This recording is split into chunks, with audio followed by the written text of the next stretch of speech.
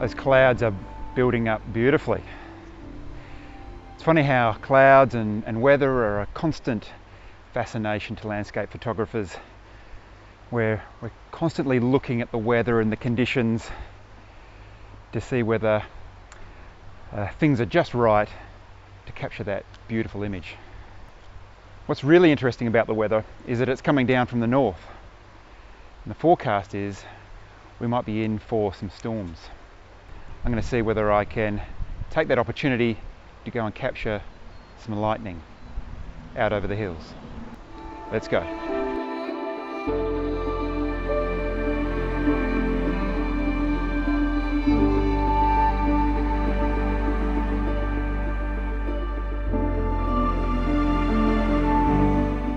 According to the weather radar, the storm cells have started to develop inland east of Perth.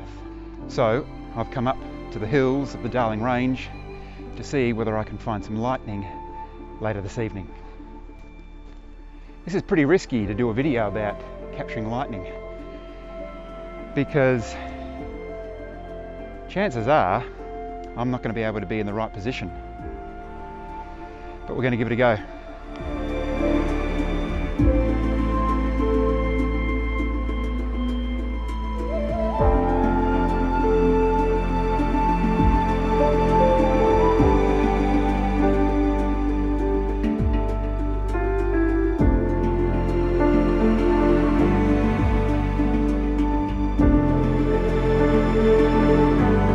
Currently in Toodyay. It's a gorgeous town.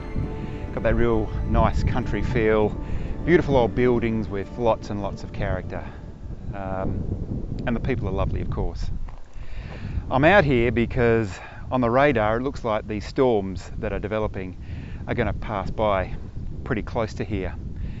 So I'm having a look around town, but I'm also going out slightly east of Toodyay up towards Gamelling, to see whether I can find a good location to capture this lightning.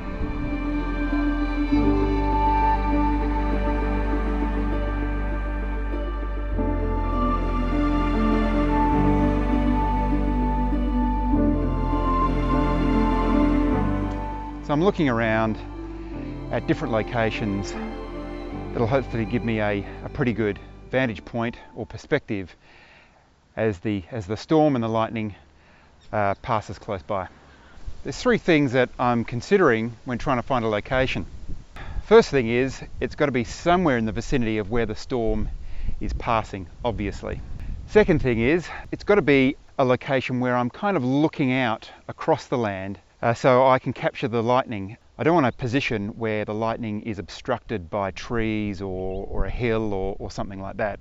And the third thing that I'm trying to consider is a location where I might have a little bit of foreground. That's not most important because obviously the feature of the image is going to be the lightning.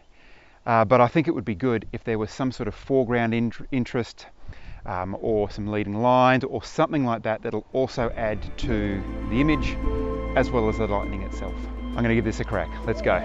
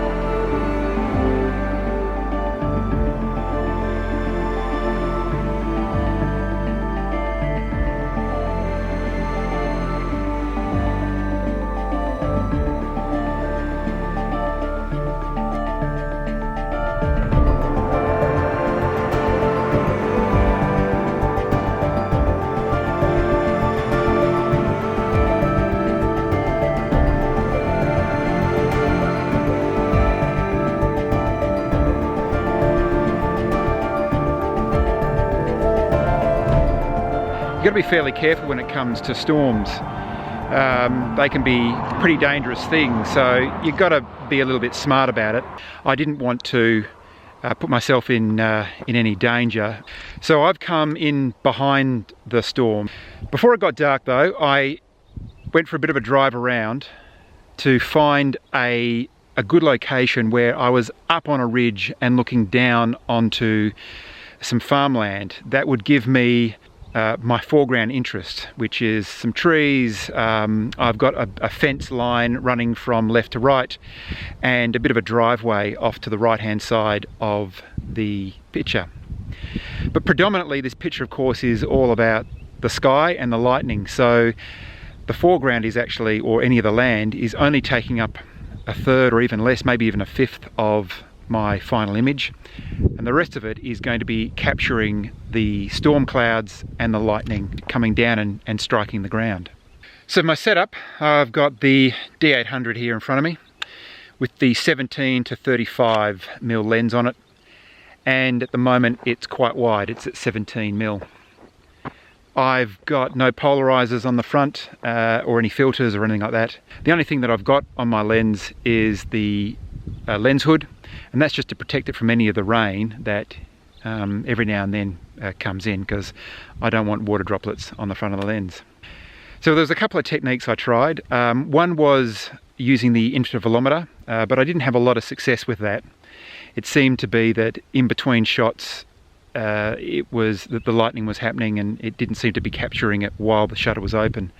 So I changed to a slightly different technique.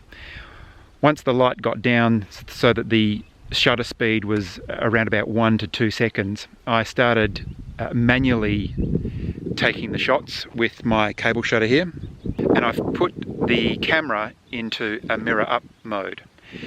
Now the reason for that is that I want to minimize camera shake, so I click once to move the camera up and then I click a second time to actually take the shot.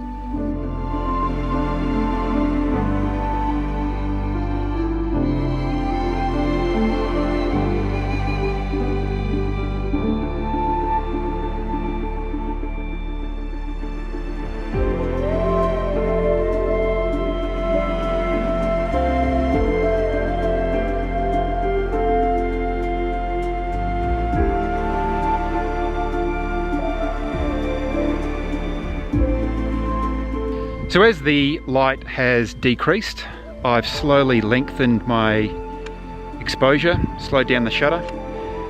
Started off, as I said, around about 1 to 2 seconds, and I've extended it to 10, 15, and I think at the moment I'm on 20.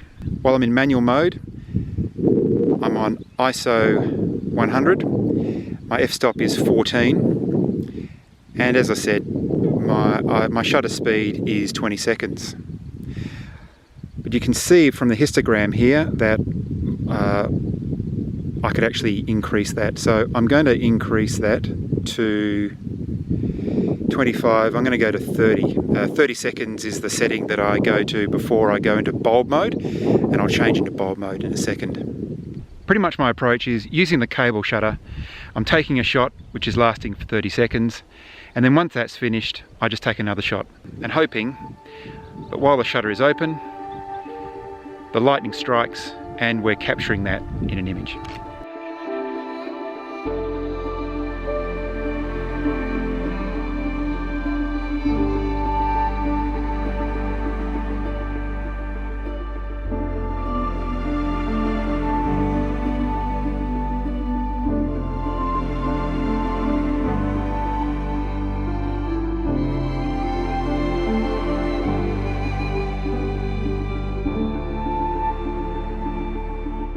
As you can see, the light is obviously decreasing quite quickly. So I'm just taking a few more shots. I've managed now to use a third approach, and that is to put the shutter speed into bulb mode. Still using my shutter cable, but I'm pressing it down and locking it for a certain amount of time, sometimes 1 minute, 2 minutes. I'm just having a bit of a play around with the best amount of time, managing to capture more lightning strikes, which will hopefully make for a more impressive image, obviously.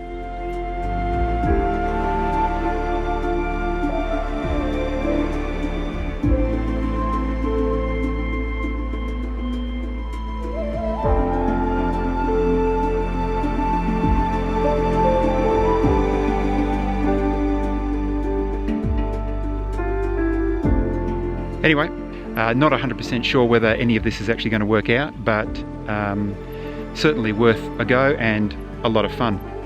I'm going to go back and check out the images and see whether I got anything that was any good.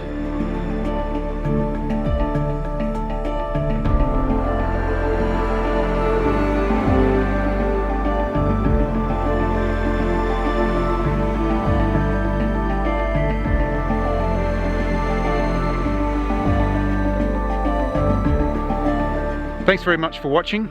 If you haven't subscribed to my channel, please do so that you're notified when I upload my next video. And like and comment below if you have any thoughts on this video or what you'd like to see in upcoming videos. Until next time, thanks for watching.